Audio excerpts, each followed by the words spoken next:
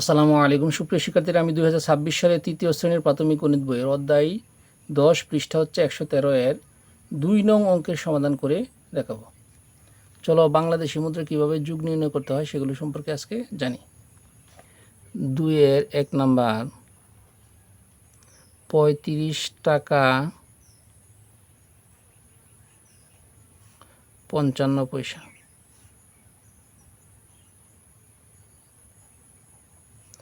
বইয়ে পাশাপাশি দেওয়া আছে, আমরা উপর নিচে করব, কারণ উপর নিচে করাটাই সবচেয়ে উত্তম।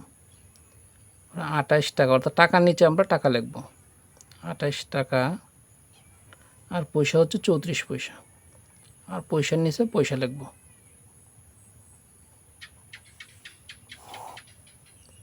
আমরা কি করব, এটা যোগ করব। এখন 55 সাথে যদি 34 যোগ করে যোগফল যদি 100-র বেশি হয় তাহলে একটা নিয়ম, আর যদি 100-র কম হয় তাহলে আরেক নিয়ম। আমরা রাফ কায়দাতে কি 55 সাথে 34 যোগ করে যোগফল কত হয়। 55 সাথে যদি আমরা 34 যোগ করি তাহলে 5-এর সাথে 4 যোগ করলে হয় 9, 5-এর সাথে 3 যোগ করলে হয় 8, তাহলে কত হলো 89। যেহেতু 100 পয়সার নিচে, তাহলে যা থাকবে তাই লিখব। 100 পয়সার যদি উপরে হইতো তাহলে অন্য নিয়ম অঙ্ক করতাম। যেহেতু 100 পয়সার নিচে আছে তাহলে যা আছে তাই লিখব। তাহলে 55-র সাথে 34 যোগ করে পেলাম হলো 89 পয়সা।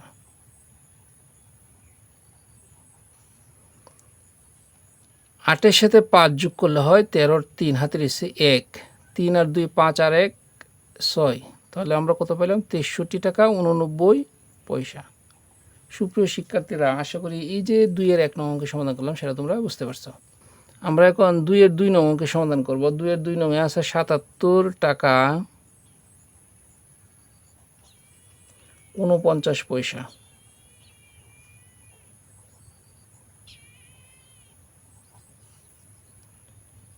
বিয়াল্লিশ টাকা 85 পয়সা।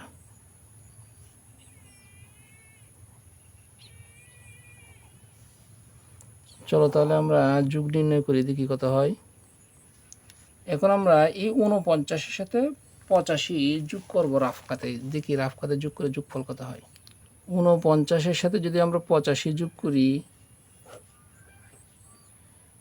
9-এর সাথে 5 যোগ করলে হয় 14-র 4 হাতের এসে 1, 8 আর 4 12, 12 আর হাতের 1 13। দেখো এখানে 134 পয়সা। আমি বলছিলাম যদি 100 পয়সার বেশি হয় তাহলে অন্য একটা নিয়ম। এখানে হয়েছে 134 পয়সা, তাহলে আমরা কি করব, এখন 134 পয়সা থেকে 100 পয়সা বাদ দিব, কারণ আমরা জানি 100 পয়সা সমান 1 টাকা।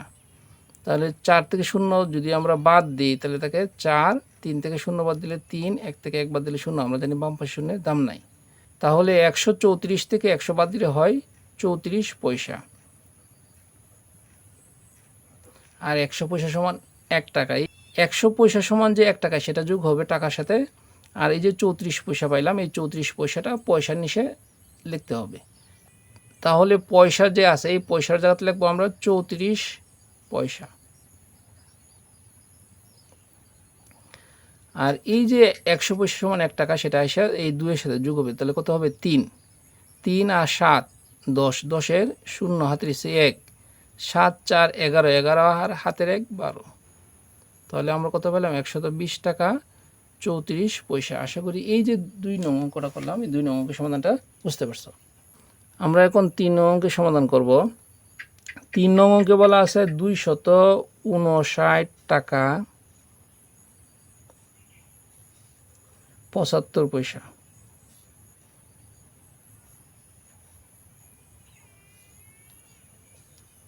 একশো 37 টাকা 137 টাকা 65 পয়সা।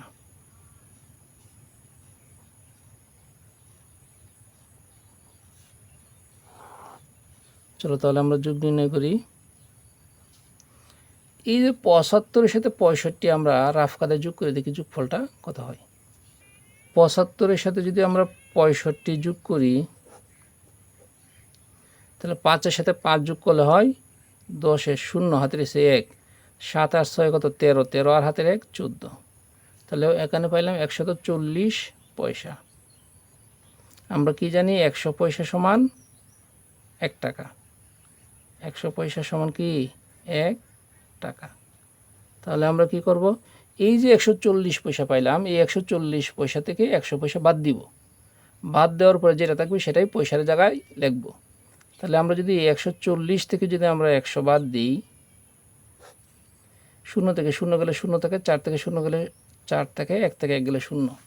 আমরা জানি বাম পাশে শূন্যের দাম নাই। তাহলে এখানে কত পাইলাম 40 পয়সা। তাহলে আমরা এই 40 পয়সা পয়সার নিচে লিখব, আর এই যে 100 পয়সা সমান যে 1 টাকা সেটা টাকার নিচে লিখব। তাহলে আমরা পয়সা কত পাইলাম 40 পয়সা। আর অতিরিক্ত যে 100 পয়সা, সেই 100 পয়সা 1 টাকা এখানে রূপান্তরিত হবে। তাহলে এই যে সাথে সাথে 1 টাকা যোগ হলে 8 টাকা হবে। 8 আর 9 এর সাথে যোগ করলে হয় 17। 7 হাতের 1, 5 আর 3 8 আর হাতের 1 9, 2 আর 1 3। তাহলে কত পাইলাম 397 টাকা 40 পয়সা। আশা করি এই যে 2 এর 3 নং অঙ্কের সমাধান করলাম সেটা তোমরা বুঝতে পারছো। আমরা এখন 2 এর 4 নং অঙ্কের সমাধান করব। 2 এর 4 নং অঙ্কে বলা আছে 2155 টাকা 35 পয়সা।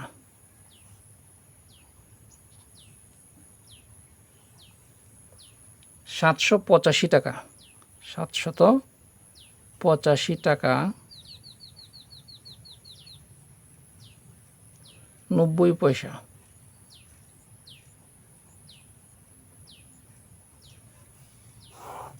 আমরা এখন যোগ করব। তাহলে এই যে 35 পাইলাম, এই 35 এবং 90 দুইটার সাথে কি করব, রাফ কাতে আমরা যোগ করি, দেখি যোগফলটা কত হয়। 35-এর সাথে আমরা যদি 90 যোগ করি, 5-এর সাথে 0 যোগ করলে 5, 9-এর সাথে 3 যোগ করলে হয় 12। তাহলে কত পাইলাম 125 পয়সা। তাহলে আমরা কি জানি 100 পয়সা সমান 1 টাকা।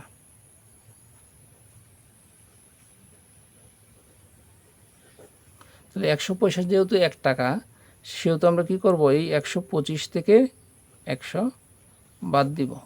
5 থেকে 0 বাদ দিলে 5, 2 থেকে 0 বাদ দিলে 2, 1 থেকে 1 বাদ দিলে 0। আমরা জানি বাম পাশে শূন্যের দাম নাই। তাহলে কত পাইলাম 25 পয়সা। আর এই 100 পয়সা টাকায় যায় রূপান্তরিত হবে, অর্থাৎ 100 পয়সা সমান 1 টাকা যায় টাকাতে যোগ হবে। আর এই যে 25 পয়সা পাইলাম, এই 25 পয়সা পয়সা নিচে লিখব।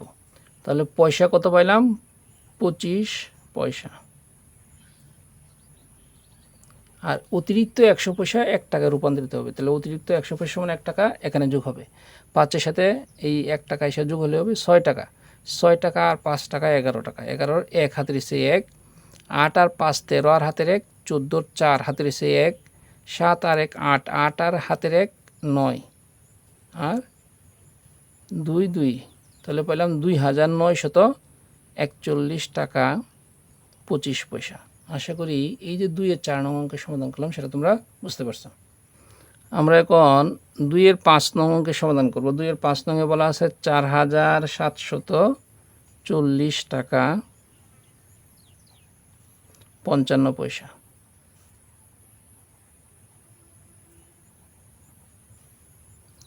তারপর 389 টাকা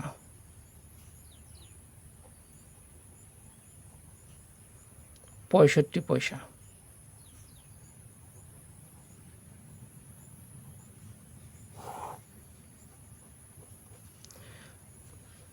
পঞ্চান্নর সাথে যদি আমরা 65 যোগ করি,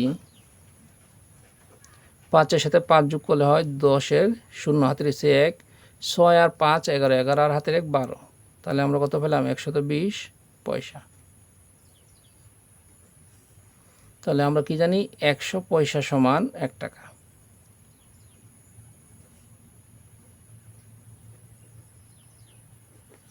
তাহলে কি করব, এই যে 120 পয়সা পেলাম, এই 120 পয়সা থেকে 100 পয়সা বাদ দিব। তাহলে 120 পয়সা থেকে 100 পয়সা বাদ দিতে কি কত হয়, 0 থেকে 0 গেলে 0 থাকে, 2 থেকে 0 বাদ দিলে 2, আর 1 থেকে 1 বাদ দিলে 0। আমরা জানি বাম পাশে শূন্যের দাম নাই। তাহলে কত পাইলাম 20 পয়সা। আর এই যে 100 পয়সা বাদ দিছি, এই 100 পয়সাটা কি হবে, 100 পয়সা সমান 1 টাকা, টাকায় যায় যোগ হবে। আর 20 পয়সা কী করব আমরা পয়সার নিচে লিখব। তাহলে পয়সা কত পাইলাম? 20 পয়সা। আর অতিরিক্ত 100 পয়সা সমান 1 টাকা এই 9-এর সাথে যোগ হবে। তাহলে 9 টাকা আর 1 টাকা হবে 10 টাকা। 10-এর সাথে 0 যোগ করলে 10ই হয়। তাহলে 10-এর এখানে কী লিখব? 0 হাতের নিচে 1। 8 আর 4 12, 12 আর হাতের 1 13, 3 হাতের নিচে 1, 7 আর 3 10, 10 আর হাতের 1 11, 1 হাতের নিচে 1, 4 আর হাতের 1 5। তাহলে আমরা কত পেলাম? 5130 টাকা 20 পয়সা। আশা করি এই যে 2 আর 5 নং অঙ্কের সমাধানটা বুঝতে পারছো। সুপ্রিয় শিক্ষার্থীরা, বাংলাদেশি মুদ্রাগুলো কিভাবে যুগ নির্ণয় করতে হয় আশা করি এই ভিডিওর মাধ্যমে তোমরা বুঝতে পারছো। সুপ্রিয় শিক্ষার্থীরা, আমার ভিডিওগুলো যদি তোমাদের ভালো লেগে থাকে তাহলে অবশ্যই আমার চ্যানেলটি সাবস্ক্রাইব করবা, লাইক ও শেয়ার ও কমেন্টস করবা। সকলকে ধন্যবাদ। আসসালামু আলাইকুম।